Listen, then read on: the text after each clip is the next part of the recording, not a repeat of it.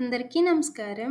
Welcome to Sreeraj food. నేను మీ సిరి. ఈరోజు మనం టేస్టీగా, ఈజీగా, తక్కువ టైంలో అయ్యేలా పిండితో సరికొత్తగా మంచి రెసిపీ అయితే తయారు చేద్దాం.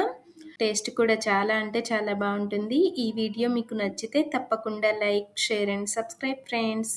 దీనికోసం ముందుగా సన్నగా కట్ చేసి పెట్టుకున్న ఉల్లిగడ్డని ఒక గిన్నెలో వేసి కొంచెం కొత్తిమీర, మన రుచికి సరిపడా ఉప్పు, అలానే సన్నగా కట్ చేసి పెట్టుకున్న పచ్చిమిర్చి.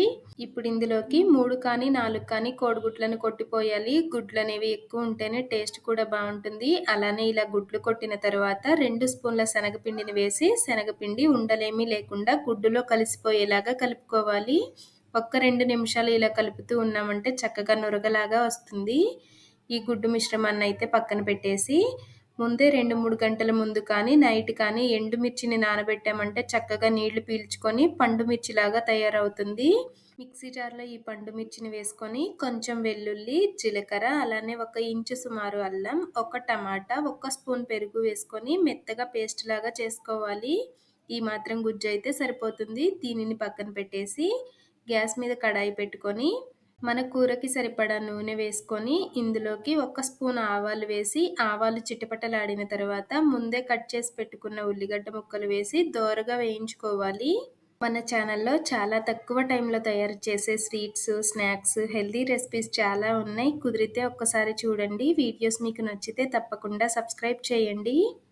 ఉల్లిగడ్డ అనేవి ఈ మాత్రం వేగిన తర్వాత ఒక చిటికెడు పసుపు వేసుకొని ఒక్కసారి మంచిగా కలుపుకొని మనం ముందు తయారు చేసి పెట్టుకున్న పండు మిర్చి పేస్ట్ని వేసుకొని మంచిగా నూనె పైకి తేలే వరకు వేయించుకోవాలి.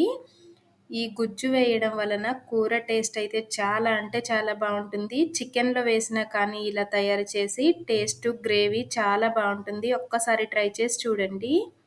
ఇప్పుడు నూనె అయితే పైకి తేలింది కదా, ఇందులోకి కొంచెం కారం, అలానే మన రుచికి సరిపడా ఉప్పు వేసుకొని కారం పచ్చివాసన పోయే వరకు వేయించుకోవాలి. ఈ మాత్రం వేగి నూనె పైకి తేలుతుంది అనుకున్నప్పుడు మనం ముందే నానబెట్టి పెట్టుకున్న చింతపండు, చిన్న నిమ్మకాయ సైజ్ అంత చింతపండు గుజ్జును వేసుకొని ఒక్కసారి మంచిగా కలిపి పులుసు దగ్గర పడిన తరువాత మనం ముందు కలిపి పెట్టుకున్న పిండి, కోడిగుడ్డు మిశ్రమాన్ని ఒక్కసారి మంచిగా కలుపుకొని నూనె పైకి తేలిన పులుసులో పోసి కదపకుండా మూతబెట్టి గ్యాస్ తక్కువ పెట్టి 2 నిమిషాల పాటు ఉడికించుకోవాలి. గ్యాస్ తక్కువ పెట్టాం కాబట్టి అడుగేమీ పట్టదు, చక్కగా ఉడికిపోతుందన్నమాట. పులుసులో ఉడికి పుల్ల పుల్లగా, కారంగా టేస్ట్ అయితే చాలా అంటే చాలా బాగుంది. గుడ్డు అయితే తొందరగానే ఉడికిపోతుంది కదా. ఇలా ఉడికిన తర్వాత ఒక్కసారి మంచిగా కలుపుకొని పైన కొంచెం గరం మసాలా వేసి దించుకోవడమే. ఈ కూర చపాతీలోకైనా రైస్లోకైనా చాలా అంటే చాలా బాగుంటుంది. పిల్లలు కూడా ఇష్టంగా తింటారు. ఒక్కసారి ట్రై చేసి చూడండి.